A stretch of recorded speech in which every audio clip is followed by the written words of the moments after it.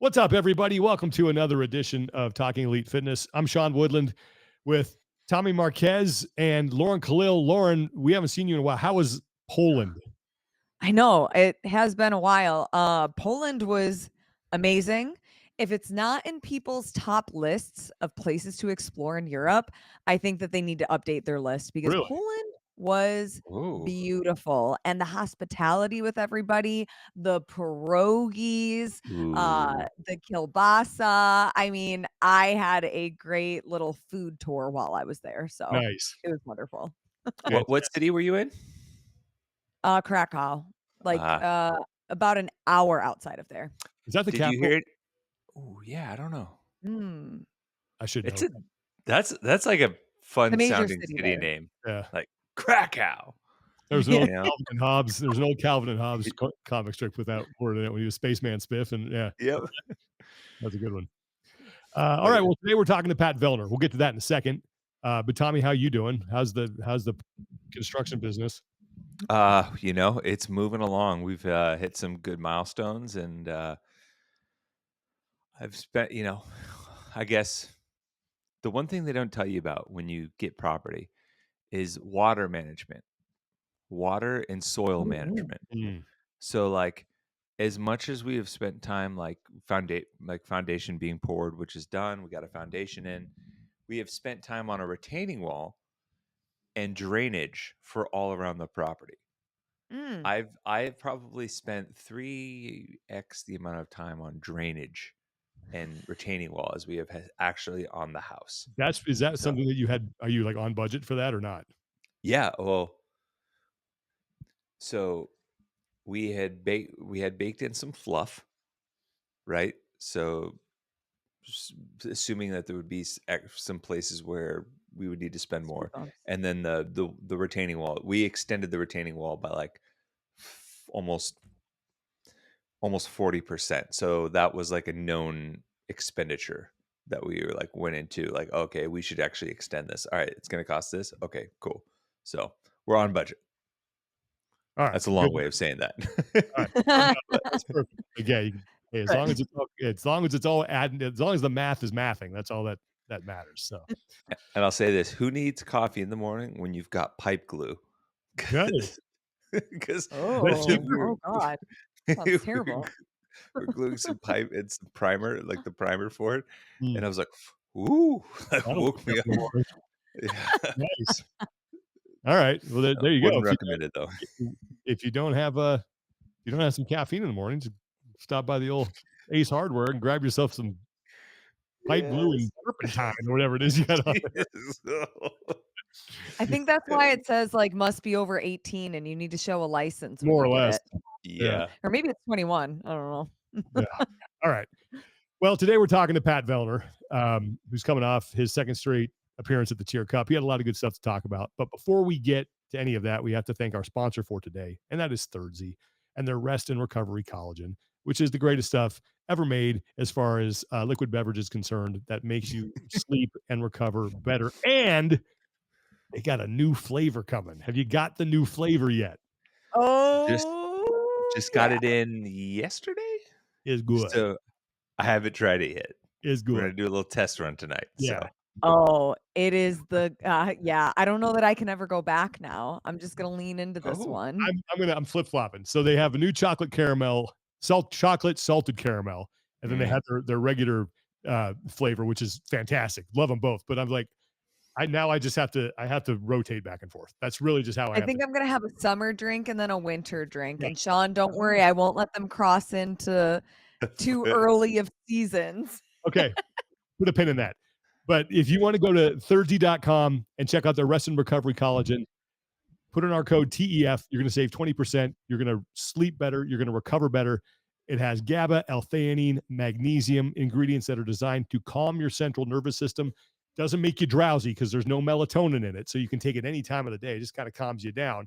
And you get to sleep faster. You stay asleep longer. And you feel better when you wake up. It's Thirdzy.com. Code is TEF. You will save 20%, and you're going to feel like $1 million when you wake up in the morning, especially if you're a regular human being who gets between 7 to 8 hours of sleep a night. That's you're cooking with gas if you're doing that. If you're me and you're not getting that much, Thirdzy's going to help you just feel like a normal human being when you wake up, which is A-okay by me. All right. Then the new flavor, chocolate salted caramel. Delish.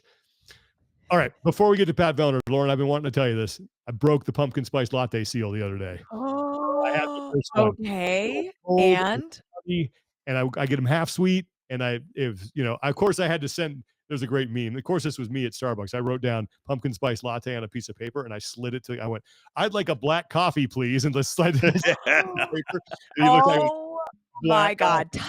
Tommy, why didn't you coordinate filming him do that? I needed to see that. No, I did it. It was a nice fall day. It was a little crispy. I went, you know what? I was walking around campus. I was like, I'm going to go get me a pumpkin spice latte. It's time. It's time to do Wow. it.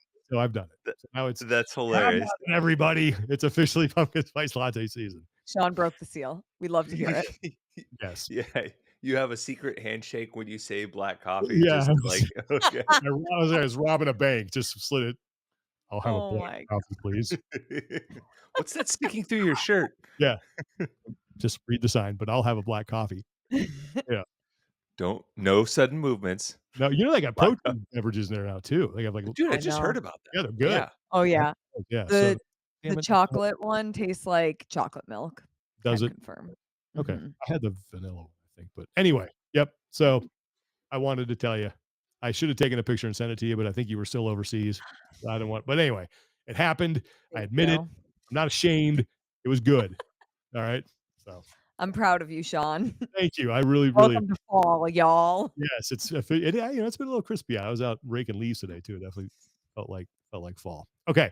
Yeah. Let's get into our conversation. Well, really Lauren and Tommy's conversation with Pat Vellner. Good old Uncle Pat. Always a pleasure to have him on. He talked about his experience at the TYR Cup for the second straight year, managing the season and how it's kind of crazy right now, and kind of coming to the end of what has been a really incredible career. So always a pleasure to hear from Pat Vellner. We were so thankful to have him on. So here is Lauren and Tommy's conversation with good old Uncle Pat. Joining us now, guest for this week, fresh off looks like a pretty good garage gym sesh. It is none other than the man himself, Patrick Vellner. Pat, how you doing? How was the workout? Hopefully, we're not interrupting nap time. Not yet, but we'll see how it goes. We'll see what Ethan has to say about it. I'm doing good. How are you guys? No complaints. Lauren just got back from Poland, so she's maybe in another time zone, but All right, you might be more Yeah. tired than me. yeah. But I don't know. You got two kids running around. You might be more tired than me. My dogs don't wake me up in the middle of the night. Well, the boys But, are not too bad for that lately. Ethan's been a little sick for a while. He was sick in California, and he's Still? been like, he had like 5 good days when we got back, and then he's back in it again. So I know I'm just doing my best to dodge it and try to get some training in for Rogue and stay healthy. Has if I it gone can. around the whole And then- house? Honestly, like I've been hit a little bit. I wasn't great in California, and then I've had some bouts of some diarrhea and whatever, a little bit of nausea and stuff like that. It's not terrible. Like I can still function. You're just kind of like you just feel bloated and bad. Mm-hmm. But Michelle has dodged it completely. I don't know what she's doing, but I'm like it's all over me. And I mean, I'm also home with the kids a little bit more. Like I do the like morning shuffle and things because she's out of the house working, whereas I'm like working at the house a lot of the time. So I think my exposure is a little higher maybe, but she's been like skating through it. I don't know, but the rest of us have been hit a little bit. So well, there's see. some Hopefully irony in that. You can get it next. Yeah, especially because you're the one. I mean, physically, the performance aspect of it is a little bit more demanding. But I mean, I don't know. Is she hiding like Z packs in the closet to keep herself on the up and up? But I mean, she's also like she's a doctor that works in the hospital. Like that's her fair. general like hygiene around probably like coming and going and stuff like that. She's pretty on top of it. I think like protocols are protocols. Whereas, like I'm like in the garage, and again, I'm just like, I'm carrying the kids around in the mornings and doing the feedings, and they're coughing in my face a little more than they are to her. A lot of mornings she's gone before the kids really get up. So I don't know, but for sure in California, when I was competing, like she was holding Ethan that whole weekend. And like, I don't know how she didn't get sick there. Like she was like full time, like all day, all night. And like somehow she avoided it. So it could be She's maybe got that just good from, immune system. Yeah, I don't know, and maybe that is because she's in the hospital all the time. I don't know, but she's doing something right for sure. Or yeah, Yeah. she's hiding the good stuff and she's just keeping herself all jacked up. Yeah. If you could find a way to bottle it and sell it, you guys will be billionaires. So that's always that's always the case. But the lot we want to touch on. You just mentioned California. Let's start with that. Fresh off the TYR Cup just a couple of weeks ago. Your second time competing in this event. Got to be the captain. North America brought home a dub. I would say let's start with the kind of initial recap on your end in terms of year 2 versus year 1. Any lessons learned, any interesting approaches, some differences in the competition format and things that you felt went well for the team? I mean, we were in a bit of a different position this year than last year. I would say I don't know what the consensus was prior to, but I felt like North America was sort of the underdog this year compared to last year. I think last year was like we didn't have the best performance, but it was, we were just the team, like, don't be the guys that were supposed to win and then like mess it up at the goal line. Like you just had to kind of like place some pieces in the right place, and we should win. Like, let's not be so sure we're going to win that we don't, but let's just like go in, do the thing. And if everything goes okay, a mid-level performance by that group of athletes should win. Whereas this year felt like a little bit the opposite. Like it could go either way. Even, looking at the athletes post games, I think even like myself was a bit of a wild card that people are like, I don't know exactly where Pat's at. We had some really like young women on our team. Like there was a little bit of like unknowns. Alexis had been having some health stuff for this season that I think people weren't sure because they hadn't seen her compete a full weekend really yet, other than maybe the games. So like we just had a few things that I think made it feel a little bit wobbly. And then I think, there's some stuff that over the course of the weekend, like the shooting event is the one to me that stood out as just like those points. You never know how those things are going to go when it's such a new thing for both teams. It's hard to predict. So you have to look at it and be like, as a strategy, say like, hey, I hope we get a split. Like if we can just split that and go 1-1, let's see how the whole weekend shapes out. So to lose 2 points there at the start, and you're kind of like, now we got to play catch up all weekend. Because, you look at the weekend of that this year, I think the format was really nice. And they, what they did with points to force teams to continue to complete a lot of the volume. So you couldn't just back out and play for the next point, because there's tight turnarounds between a lot of events. And if you're allowed to just stop, you gain a huge advantage for the next round, which sometimes the turnarounds, like I think the tightest we had was like 7 minutes or something. Like it's fast. And those workouts they're hard. Like, so to turn something around in 7 minutes and try to go again is really hard. So eliminating that was really nice. But then you look at the weekend and you're trying to decide, okay, these points are winnable, I think, for us. These points are probably not winnable for us. These points are the ones that could go either way. And those are the ones that you have to like plan for. So when we lost those 2 shooting events, it was like it changed the landscape of the weekend a lot. And like a few of those wild card events were like, now we really have to win some points that are going to be hard to win. But it was cool. It was fun to see, of course I would say this, but there's something really fun about coming from behind and like taking over at the end of a weekend. Yeah. I think that momentum swing, the way we had it from like Saturday evening into Sunday, and just like built, and we could see at the start, like they're having a blast. They think they've locked this up. Like after the shooting, when it's like 3-1 or something like that, they're like, oh, this is like no problem. Or it was after the weightlifting. They're like, we're already running away with this. And then watching those smiles slowly fade, and then watching the doubt set in, and then watching Saturday or Sunday on the beach when we beat them on the beach for like our 3rd win in a row. And they're just like, it's slipping through their fingers. And you're like, that momentum shift is fun. And it's cool. I think it was a cool weekend to have like a big swing like that, where it couldn't have gone much better, I don't think, from a storytelling perspective, where the race was pretty close all weekend. Like, critical points were won and lost. And then at the end, it like came down to the captain's challenge again, which was nice. And I think that's a fun way to win it too. Like last year we played a strategy to try to win before the captain's challenge, so it didn't matter, which is like from a spectator standpoint a little bit anticlimactic, but as one of the captains, it's kind of nice to walk out there and be like, I know I'm good. Yeah. And last year, in order to do that, we had to play Danielle and I on the event right before the captain's challenge. So you're the guy who has to do the tight turnaround and then go into like the most important workout of the weekend, just bag. Yeah. But it didn't matter. Whereas this year we had to do a different thing and go into the captain's challenge knowing we had to win some points.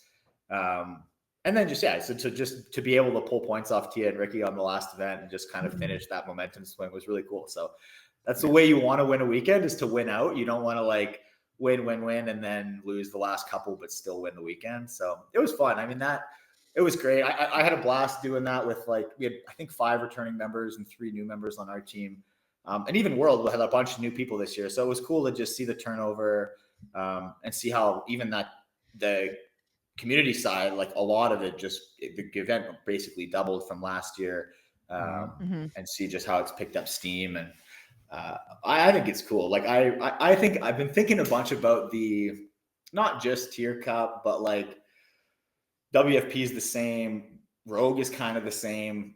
They get talked about like this. The word exhibition keeps getting put out, and everyone's like, it's more of an exhibition. It's an exhibition, and like it's funny to be behind the scenes with everybody and feel just how much of an exhibition it feels like, because it doesn't at all. Yeah. Like nobody's out there trying to lose. And you're like, I went on like Sunday. I remember being like, I was so stressed, and I was like talking to my wife a bit about just like, there's a different level of stakes in teams where you're kind of like, all right, I know the plan. Like we've already talked about it. We put the pieces where they have to go. And then you're watching everybody play their role and do their job. And if everything's going well, you're like, great, now it's my turn to step in, and like, these guys did their job, and now I got to do my job, and I got to be sharp, and I have to do it because it's not just for me, it's for everybody. And so it's cool. Like you feel the weight of the team when things go well or badly.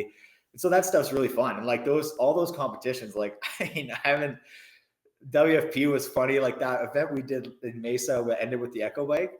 Like watching the way people finish with that Echo Bike, like watching what James and Dallin and like myself did on that. I'm like, that shit wasn't exhibition at all. Yeah. I was like, that wasn't like, what are we talking about? It's like, no, everybody is pushing like with what they have. Now the prep might look different, which is for sure the case when you're juggling so many competitions. You have to weigh things slightly differently. Like your prep phase might look a little different, but you compete with everything you brought to that weekend. And like the team stuff is the same. It's all the same. Like, so that was super fun at TYR Cup, just to be like, looking at each other like on the last day, like we got to do it now, right? Like it's those last things. Putting Dallin out on that Echo Bike run, workout again. Oh, that poor boy. So fun to watch. So fun to watch. Could you guys, as teammates of him, feel the giddiness that maybe the fans and the people watching in real life were feeling as we saw the hurt just overtake his body? It's like, I don't know if we feel it more than everybody else. There maybe, I don't know, because I mean, like I know what that feels like, and I probably know what it feels like more than most people, and it's not great. And so when you have someone like him do that last year and say like that's probably the worst workout the worst I've ever felt in a workout, and like for the 30 minutes afterwards. And then have it come back. Like when we talked about it at the start of the weekend, or when they announced it, he just kind of said, look, I know I'm probably going to do this, but I don't want to talk about it until we have to talk about it. So was like, there anybody even else who was in the strategy to do it? Yeah, I mean, it was like, but probably between him and Jason. And like, I could have done it for the men's side. It probably priority was Dallin, Jason, me and Jason maybe were interchangeable. But because I had to do the captain's challenge right after, it kind of pulled me out of the running at all. Yeah. And then Justin probably was the lowest, mostly just because of bike output. Like I think you win and lose biggest on the bike. Next biggest is probably the burpees, and then the least is probably the run. Mm-hmm. So the run matters because if you're a really great runner, it just costs less. And I think that's what we saw last year in the reverse order is like Dallin was so good on the bike that Brent and Dallin finished at the same time, like 34 seconds or something, but it cost Dallin less than it cost Brent.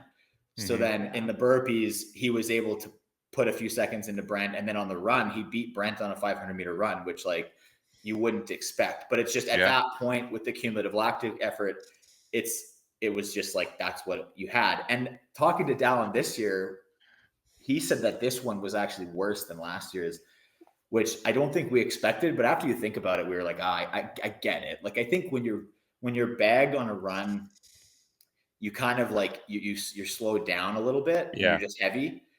But when you're like digging on a bike and you feel that bonk, like if you've ever been trying to sprint and then you feel that bonk where you really power down and then you're just digging a deficit, like digging a hole, digging a hole, digging a hole. And when you're there with like 20 calories left and you're digging like that for like 40 seconds, that's just like, that's why like afterwards he was like crushed. And for Dallin to do a 50 cal bike in like 1 minute, that's slow. Like that's really slow. And then he was mangled for like an hour. I tried to interview him after, and there was no way I could do it. So I was like, "Oh, okay, Jason, you're going to be his spokesperson." No, bless his heart, I thought the mental part was going to be way worse too, right? Because you know how it feels this time, like at least for that like order, and it's a little bit different. I always like liken it to like the first time you row a 500 meters on the row or all out. Like the first time is almost going to be your best effort because there's no mental, like you don't block yourself. Yeah, you don't block yourself because you don't have the memory. I think it was funny because it was slightly different. He was like, I didn't expect it to be that bad, but by the time you get to the bike, I think in his head, he's like, I just have to sprint as hard as I can and I'll be done in about 30 seconds. And then but you're coming in with like your power's already been sucked out. So you're coming in with a half a tank. And then he's like, all of a sudden I finish my sprint where I'm not even really looking. And then I look at it and I'm not even, I'm halfway there. And you're he's like the rest of us then. And then you're just like digging in. And it's like the reality sets in of how bad it is. But it was like, I mean, it's fun. I think it's fun for us because we know, like, I have an idea what that feels like. And I mean, Dallin can probably dig himself a deeper hole than I can, but it's impressive to see. I mean, I think it's funny to watch them do that. And I'm sure Jason was thrilled to not have to do it. And then, I think for us, it was just in that workout, I think Dallin was slightly better than Jason on the burpees and Jason's better on the run. We thought burpees were probably more valuable.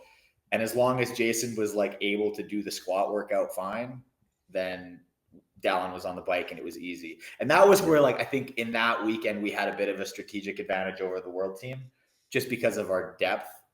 I think that they had that front squat workout was like a big fitness workout. And their women beat ours. And then we were kind of like, we needed to beat their men and then win in the monostructural in order to have the advantage going into the final, where you had to only win like one of the 2 points in order to guarantee at least a tie. But I think they initially set their roster as Roman doing the squat workout and then also doing the monostructural test, which is just like, and Amy did it. Like Amy did both. Yeah. So they had both of their athletes initially on their call doing those 2 workouts back to back, which is brutal. Yeah. Like your legs took a kicking on the front squat. And I think like Amy crushed it given the situation, but also the women had gone first on the squat. So they got to rest while the men did the squat and then the monostructural started. So they got like 20 minutes extra rest, which honestly, like before that is still going to hurt you. But that's why when Roman got off the squat, they were like, he's not going to do it. So they put Guy in. And which like good for Guy for like, that's a tough tap to get for a coach to come in behind you and be like, you're going in on the monostructural challenge. And maybe you're right, Tommy, that it's better than dreaming about it for the last 2 days. But I think that was one where we were like, we can set these 3 men out and then still have good options. Like whether Dallin went in on the squat or Jason, either one of them was a good option on the monostructural. So I think we were like confident we could dress a good roster for both of those workouts back to back, whereas they were almost going to have to pick their point. And so they played for the squat point, putting their 3, like I think strongest overall fitness guys in on that. and then we still took the point off of them. So then we had the advantage going into the monostructural, which kind of Yeah. like set the stage for the end of the weekend. But those are like the fun things about that competition, where it's like, it matters where you play the pieces. And I think we had a little bit of a strategic advantage, maybe because we had more returning members on our team, that we were really familiar with what those tight turnarounds are like. Yeah. So when it comes time at the beginning of the weekend to like make a rough image of how players are going to sit, we know it's like, oh, if these 3 workouts on Saturday look great for you on paper, like pick 2, because you're not going to do 3. And like, I don't care. Like, it doesn't matter who you are. Like, you're not going to be good on the last one. So, maybe bookend it, do the first and the last and get a rest. But those sorts of things just matter a lot. And I think, you have to learn that by doing it a little bit. Like, we're all familiar with, I did like 3 pretty hard conditioning pieces today, and you're kind of like, well, I could do that in competition, sure, but it's not the same. It's not the same when when Ricky's hunting you and things like that. Like, that you push a little harder, right? Like, it's different. Competition's different. So that was a super fun weekend. Like I said, I'm happy that I was useful. I feel like I wasn't sure. I was good in Mesa at least, but I didn't do as much competing at the start of this year. And I think it's like, obviously there's guys like James who didn't make it onto the roster, and Austin Hadfield who've had great years. And you're like, last thing I want to do is show up and be a liability. So I'm glad I was at least a useful tool in the whole thing. So it was reassuring and it was fun. And I think SoCal's cool. So it'd be fun to go do it again another time, but got to earn it again next year. Mm-hmm. But hopefully whoever goes for North America can take it again. Yeah. I was going to say, I feel like you were instantly useful when you mentioned that, the early hole that you guys dug. And I don't know, was there a sense of like everyone being like, oh crap, what did he do? And you're like, guys, we got him right where I want him. That's right. Let Papa Pat, let Uncle Pat take it from here, fellas. It's the worst lead in CrossFit. Yeah. No, I think Justin was the first one to make that comment, actually, that he's like, and it was like on the floor in an interview, maybe on Saturday, but he's like, oh yeah, like, we're not worried. We got Pat on our team. It's like, this is we've seen this one before. This is going to be fun. But yeah, I don't know. Maybe. I think that whole, maybe I'm a calming presence under the fire, but I think that it was good to see how people work together. It's also the cool part about that competition is you get to utilize people's strengths. Like, I talked a bunch with Justin before that Echo on Fran workout, and we're like, the best thing about this, I did that workout as an individual at Wodapalooza in 2022, and it was like one of the top 5 worst workouts I've ever done. Worst I felt after a workout, for sure. And like, wow, I could have done that same effort again, but I didn't have to. And like, because I have Dallin and Jason on my team, so when they start to pull away, I don't have to panic and hit the throttle. I get to just go like, nice, guys, go get them. Keep going. And then, you stay ahead of the people you need to stay ahead of. But it's like, there's a different type of awareness. And I mean, in that one, our women went first. And I think had the guys gone first, I would have looked a lot like what Alexis looked like, where I think she was that crucial third player who, like, this isn't my wheelhouse, but if I really push it, I can steal a point over one of the world people and stack the placings for us. And then it like, when that was set, we knew what the points were from the women's side going into the men's side, and it was only 1 point. So we were like, oh, as long as Dallin and Jason both take a top 3, me and like Justin's just like, I just don't have to come last and I have to kind of come somewhere in the middle, and then we're fine, which takes a little bit of the pressure off, and you don't need to bury your head into the ground so bad that you're like non-functional for the rest of the day.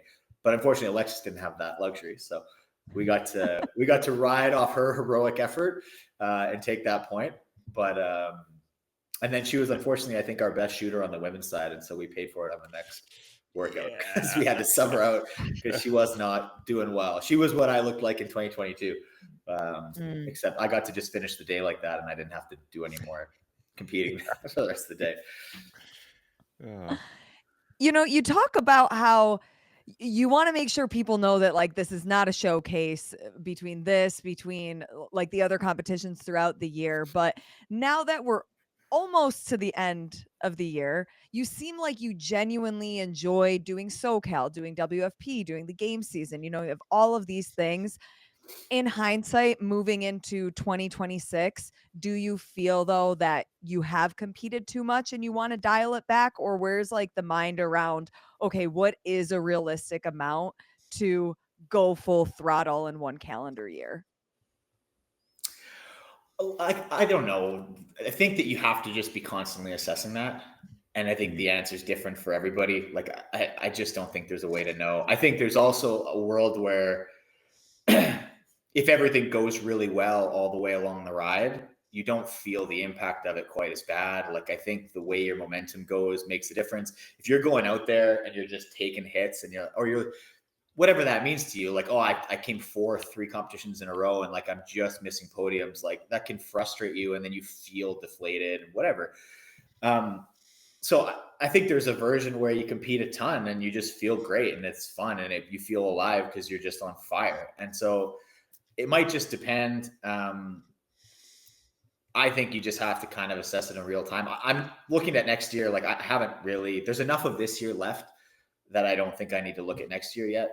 Like, there's a couple of really big ones, arguably 2 of the biggest ones left in the year. So, I'm going to set up and do that stuff as good as I can. And then once we have the dates too, for like what the games looks like, what the game season is, what the WFP season looks like, where those other like Wodapalooza's Rogues, where that stuff all sits, and you can overlay everything, maybe make some decisions about what it looks like. And if people are going to do a lot of stuff again next year, I'm sure that there's a version of it where you pick. And like, if WFP is doing, if they add a couple stops, 1 or 2 stops this year, like maybe you go, all right, I'm going to do 3 of those stops and accept the points hit on the overall and gamble that I'm still going to have enough points to go to the final, or that like pretty much everybody is going to pick 3.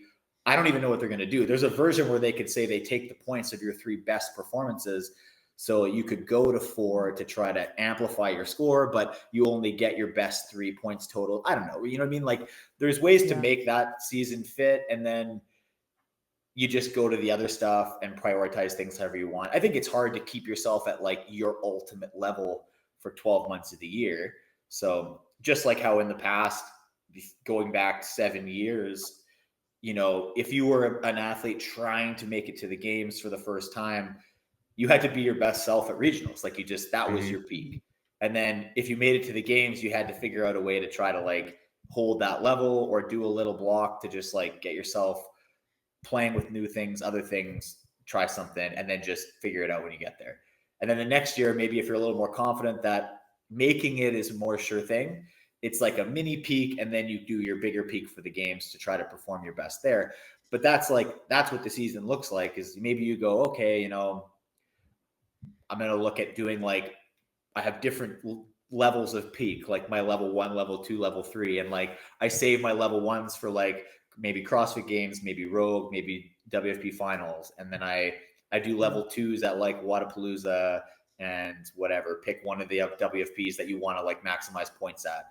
And then like you go level 3 for everything else, which is like slightly above general training. Just like I've been doing a little more conditioning. And I don't know, I think and then if you feel like you're just burnt out, maybe you just have to make a call on one somewhere along the way and say like, hey, I need a little more time. And then you deload and you do whatever you need to do. But I don't know. I think we're learning as we go. And I think that I think part of that just has to be up to the athletes. I don't think it's a bad thing to have more opportunities. I think that that's what I want. I think that's what a lot of people want. And then at the end of the day, that's just what it is. It's up to the athlete. At least there are options, and then it's up to you. Take it, don't take it, do whatever. And then if you don't want to go, like if I don't want to go to one of the Wodapalooza this year, for example, I don't know, then there's a lot of other athletes, those spots fill. Like there's a lot of other athletes who then get to go experience that competition floor, get experience, do whatever. Like, I don't think we have a shortage of like really good athletes competing.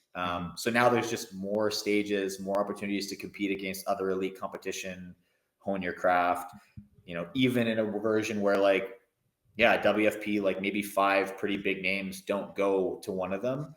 Like that means that there's 5 new guys coming out of the challenger division into the pro division who get to compete against Jason and Dallin and James and feel that heat. And like, that's how you get good. Like years ago, you got one chance to do that at regionals against like maybe 2 heavy hitters. And then that was it if you didn't make it. But now you've maybe got more times to do that, which is cool. Like, I think that's how you learn. That's how you get better. Like, we sometimes get asked about like, oh, what is your advice for, a mid-range competitor of how to get good? And I remember when I was first trying to like figure out what the level was, you watch regionals, you watch the scores, you try to do the workouts, you try to see like, okay, how fast is that? Like, oh shit, that's 3 minutes faster than I went. Like, now I kind of see how fast are these guys rowing? How fast are these guys biking? Like, what's the pace of this if I want to be at that level? And that's just how you have to do it. Like, do a little homework, and then it's like there's no better education than you get in the trenches. So when you're in there and then you feel it, and then you're like, oh yeah, I feel like when I'm next to Jason and that bike gets humming, like, oh, okay, like I know what that feels like. And so I don't know. There's just like there's no better teacher than experience. So I think that this is just going to give a lot of people experience. And then we'll see. Hopefully some of this stuff sticks around for a long time. And I mean, I don't know. I think at this point, there's just so much going on, even with like the CrossFit selling. Like, I just think that it's really hard to make plans far in the future. And so you just kind of have to do your best, train, try to get stronger, try to get fitter, and then show up and compete when you have the chance. And, do your best with what you have, decide where you're going to focus, and then show up with what you got. And then, try to compete with whatever you have at that event. Like, if you decide to put all your eggs in on one, send it there. And then if you decide to kind of do a 90% peak for one, like when you show up, like everybody's trying as hard as they can with what they brought to that competition. Like, there's no doubt. Nobody's going there unless you're like winning by a minute, then obviously you turn down the jets a little. But like, I don't think I've ever seen anybody there not tired at the finish line because they just stopped trying. Like, it's, most people who make it to that level, they're putting everything they can out there when they get the chance. So that's the name of the game. Just try to be just a little faster than the other guy.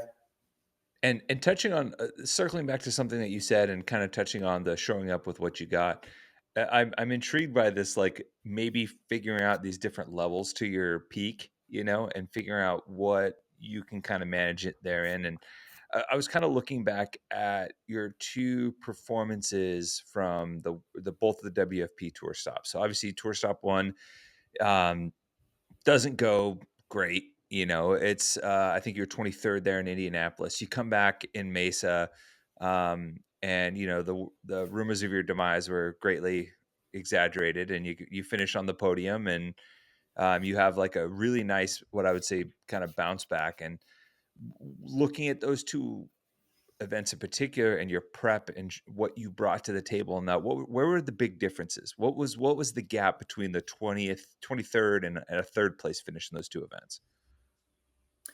I mean, I think part of it is a little bit of after Wadapalooza in January, whatever that was. My body was not in good shape, and I needed to not do some stuff for a little while in order to take care of that.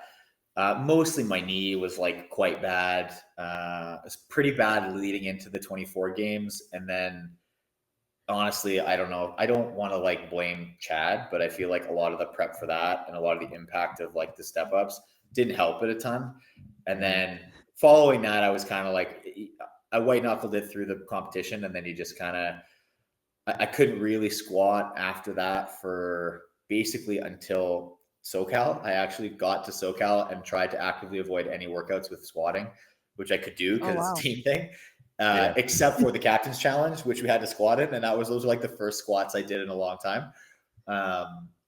And then, we had Rogue, which had like all the heavy squatting in it. And I just like, I couldn't quite get right.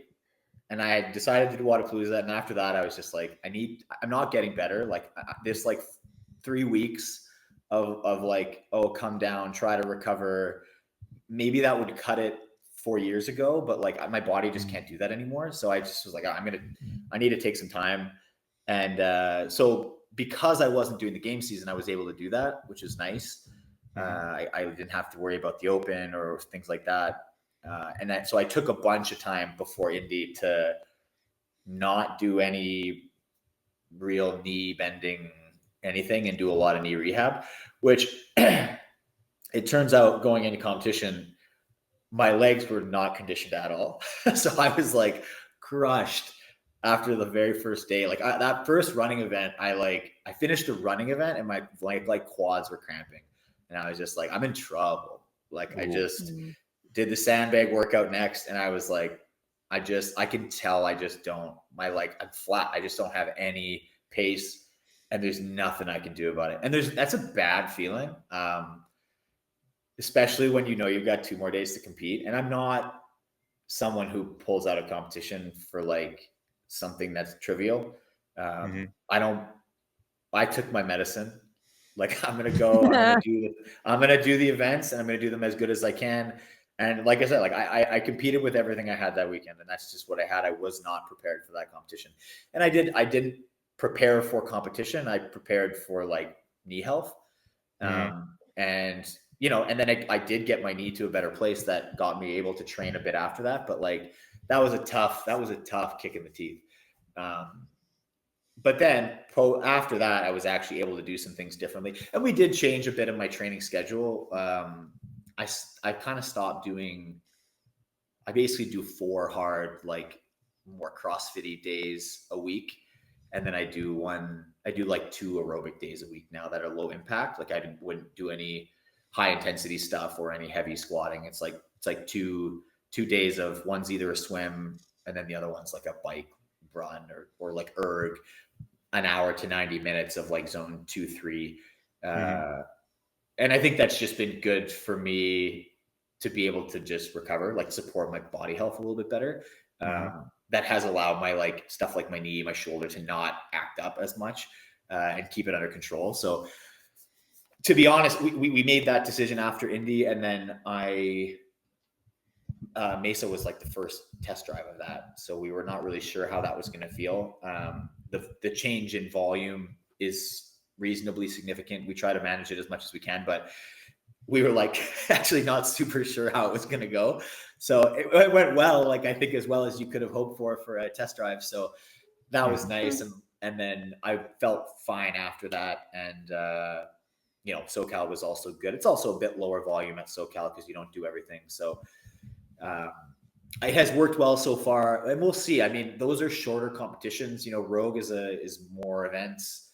It's a little more volume. It's pretty high impact. So I still don't know. Like I think we're still kind of figuring out what that means. And I think that that's just part of getting a little bit older. Like I don't think I can go back to doing way more. I've got a lot of training reps under my belt. So I think I'm maybe past the stage where I need to build a certain base. Like my base is decent. I need to make sure I sharpen certain tools before competition, and I accumulate volume for the things we expect we might get. But, competition volume is competition volume, and I don't get to scale it. So there is a version of this where if I do bigger competitions like Rogue, or like if I do the games next year, that might be significant, and I might be hanging on by a thread by the last day. But I think, again, you just have to kind of go in with what you have and be, I think at this point in my career, I have to train for longevity a bit, in the sense that like I need to keep myself moving week over week.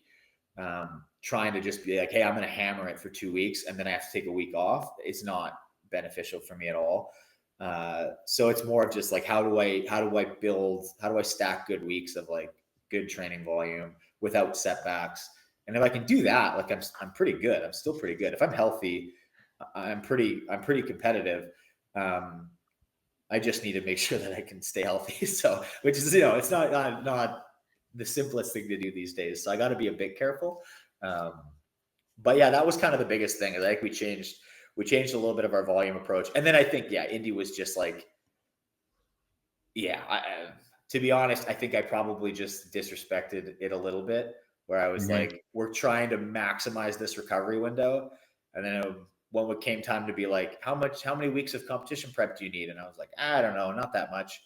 And then we were trying to maximize the recovery thing. And it turns out like you need more than not that much. So Yeah. everybody's really good, and you don't get away with much out there anymore. So if you're a little bit flat, and the other thing was, I think what I realized there, what I kind of used as an excuse was everybody else that was competing in the game season had online semis like the weekend before, I think it was. And in my head, I'm like, oh, like people are going to compete the weekend before. Like they might be a little bit, their heads might not be right. And so, maybe I can get away with a little bit. And it actually was totally the opposite. Because what that meant was actually that everybody was sharp. primed. Like people were like mid-season form, and I was in like preseason form. So like little mistakes, little things, like everybody was like dialed. And I realized that really fast. I'm like, oh, everybody is sharp as hell. Like this is all right. Gonna be a long weekend for your boy. But anyway, like I said, it's not. This is funny. I mean, flash forward to Mesa. I was talking a bunch with Dallin because he was a bit in the dumps after his first day performance there, which he then turned around like crazy. But leading up to that, we were talking a bit about the weekend, and he knew his day one wasn't going to be good. And I said something like, "Well, I hope you're in heat one after day one," and mostly because I was like, I want to see you just crush everybody on that bike workout by like a minute. and then he just said like, "Oh, I really hope that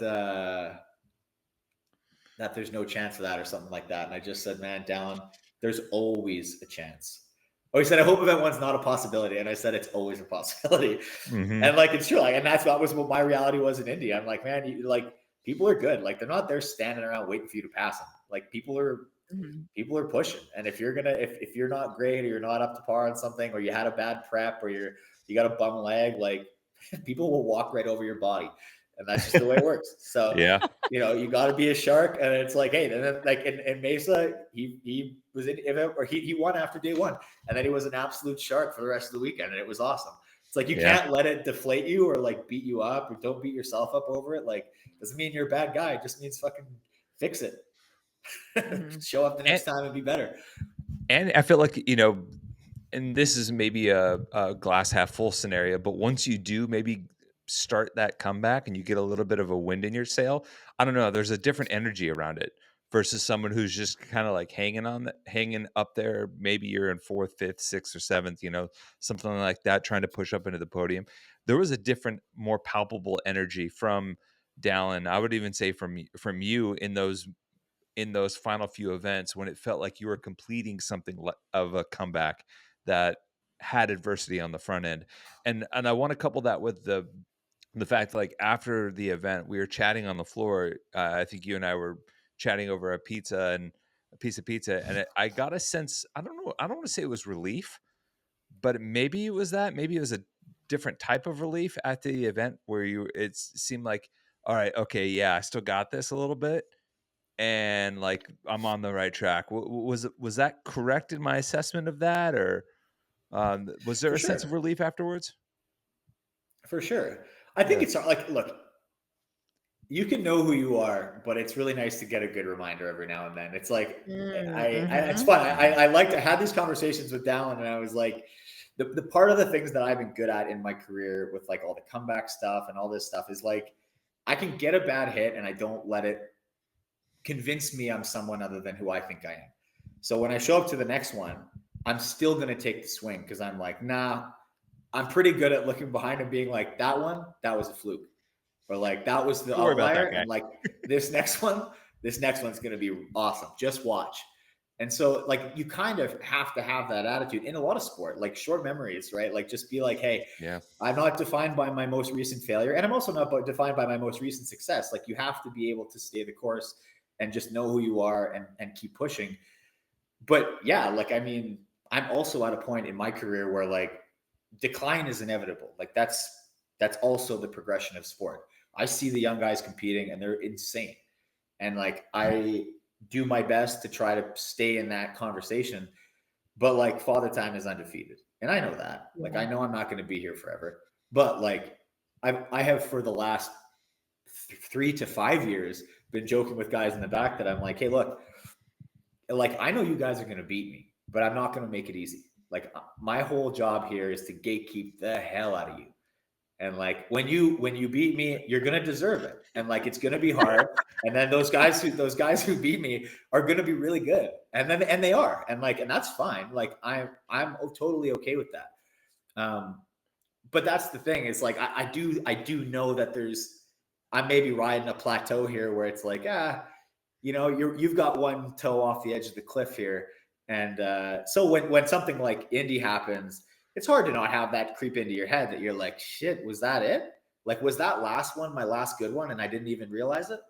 And then you're like, you show up again and you go, oh, okay. No, it's okay. Don't hit the panic button just yet. Like I'm still good. I'm still whatever. And I don't know. I think that that's also to some degree been like what my personal narrative has been for the last couple of years that motivates me in training is like, I hear that and I know that. And people are like, yeah, I'm getting old or, I'm master's age now. And I think it's funny. And I'll joke about it, but I decide when I'm done. Like you don't tell me that like you're too old. I'll tell myself when I'm too old. It's my decision. And I'm going to like keep the pedal to the floor until I decide I don't want to anymore. And like, there will be a day where I feel like I get on the Echo bike and then I just get off. And I'm like, that's fine. That's fine. No Never more again. Burn it. But So every I'm day not for there us. yet. Yeah, but I'm not there yet. And I think that I still feel like when I go compete and when things go well, I feel great. And when things don't go well, I feel pissed off. And like, I think that hunger is what makes you like know that you're not done or you're not like finished with whatever that is that motivates you and you still have a bit of fire and a bit of hunger. So I like that. I'm just like, yeah, I don't know. Look, for all the pundits that are like, yeah, he's washed up. And I'm like, we'll see. I'm happy to keep people going. I love every time I got to see somebody be like, fuck, maybe Vellner's still really good. And I'm like, yeah, maybe. Yeah. So have you and Father Time had a serious conversation of when you're going to hang up the hat, or is it totally based on feel? No, I've got a timeline in my head that I know. I will share it when it's appropriate, I guess. I feel like I don't want to, I'm not looking to be given exclusives, but I know when I'll be done and it's not far away. But that's kind of what's also nice is I think it gives me, I think when you decide on a finish line, it's a little bit easier to be motivated because it is hard. And I think that if I was looking out into the abyss, like just into a void of like infinite punishment, I'd probably be like, oh man, I don't know how much harder this I can take. But when you have a finish line and when you start to do things, I think for the last time too, it's easier to keep doing it and be like, okay, I'll just keep putting one foot in front of the other. And this is the last time I have to go through this one and the next one and whatever. And I don't know, I've been trying to appreciate them more the last couple of years, but that's also hard for me to do. Like I'm not good at that. Like I think that once I'm competing and focused and whatever, I'm just not good at it. Like I don't take the time to appreciate it because I'm just too task oriented and too goal oriented. And I just like everything else blurs out, which is not great, but hopefully I will start to be able to do that. But I don't know. I think that there's danger a little bit in that to me, because I think that it can cause your performance to slip. And that's also not how I want to finish competing either, is by like just skipping down the lane and smelling the flowers and not performing well. So, Can we at least get a little bit more of a retirement? We won't call it a retirement tour or a retirement performance circuit than we got from Brent. Brent was like out and like, what? And there was no heads up. he laid some hints. I think there were a couple of hints. There was a couple of things that made me think, that's Yeah. the look of someone who's maybe done. But can we at least have like a going out podium or something like that, or we're aware of it ahead of time? I'll probably give some notice, but I don't know. There's something to what Brent did. I think that was kind of cool, and also just the way he competed in his last event was exceptional. Yeah, for sure. I'll never forget that last competition with him, because he was so fucking funny, and it bothered me because he was doing super well. I'm always competitive with Brent, but I wasn't that weekend really. I think I was in like 7th or something like that. Like I didn't have the best weekend, but he was great. And every time the Rogue that year, they had individual locker rooms in the upstairs of the venue, and you were like 5 to a room. And I think our room was like me, Brent, Jeff, Justin, and Sam Quant. I think Sam was never there though. I don't think. I feel like it was the 4 of us were there lots. But every time you finish a workout, you like come upstairs, you got your food up there, your bag, you just like drop your stuff, sit on the couch, and Brent walks in and he goes, "Oh, boys, hell of a way to finish my thruster career, huh?" And you're just like, "Oh." And it was like every event that he was great all through the weekend. It'd be like he just took third or something in a thruster workout. He's like, "Man, hell of a way to do that. Like, never have to do thrusters again." Suckers are like, "Oh." That's awesome. So he just beat you and then comes in and is like, "Not only did I beat you, but I never have to do that again." Anyways, see you later. Oh, You're like, "Oh, that's fuck." fantastic. So, and I swear every workout, like, "Oh man, great way to finish off the Echo bike." You're like, dude. It's hilarious. As only Brent can do. It was very funny. Yeah, for sure. I'll try to give you a little more than that, but not yet. Yeah, but I mean, and we do have Rogue in the near view. I mean, how's prep for that? What's you obviously got some good feedback from the course that you're on through WFP, through tier. Kind of a quick turnaround, maybe I guess from competition effort to competition effort. It feels like your back half of the year has kind of ramped up very quickly. Is there? Are you feeling like you're in a good spot? I mean, what's the training look like right now? I think I gotta gain 5 pounds or so. Sounds like fun. Yeah. We'll see about that. I know a few ways you can do that real Some quick. poutine. Yeah. Yeah, I gotta figure something out. Everybody's been telling me I'm so lean the last few days. After SoCal, that's all I heard for like a week. And I gotta fix that because Rogue's sure not gonna be a competition where you want to be too lean, I don't think. No, It gonna never help you is. there. So I feel like What that was bad news for me. Yeah. What are those baked goods you guys have up there? Beaver tails or what are those things that you Oh, I can could, yeah. just It's you can getting to be hammer a few of winter. those? I'll start to get my winter coat on here soon, but Yeah. yeah. So I mean, I got to probably prioritize some strength work a little more than I have been for the next little bit. And I think we expect to see a lot of the same stuff at Rogue or similar things. I think they usually for the last 3 years we've had log muscle ups, heavy back squats for reps. Their handstand push-up complex they introduced last year. Like there's things like that you can kind of do a bit more of, do some odd object strongman stuff. So I see a lot of odd objects in my future and a lot of heavy lifting. So that's what I mean. Like we'll see. Prep for WFP was like a little bit simpler and like leaner where I could do lower impact stuff. Prep for Rogue, like I think there's no way to make it low impact. It just is. It's high impact. Like you're running under load, like ruck bags. Like it's heavy. Everything is heavy. So I've got to be a little bit careful on that. But you got to do it. Like you can't not do it, or else I'm gonna be like I was in Indy. So I got to figure that out. It's gonna be a tough prep, I think, but I'm feeling healthy right now, so that's good. I got to make sure I don't get crushed by Ethan, get sick for the next like 2 weeks. If I can stay healthy for the next 2 weeks, I'll be all right. But we'll see. I mean, it's going to be interesting. I think people are super fit right now. We'll see how tired people are. I got to be honest. I think I expected people to look more tired over the course of the year than they have been. And that's what I said in the beginning about how like momentum can make you like feel good. But like, guys like James doesn't look tired at all. You know what I mean? Like No. James looks good. James looks happy, right? Like, at in Mesa, like Roman didn't look very tired to me.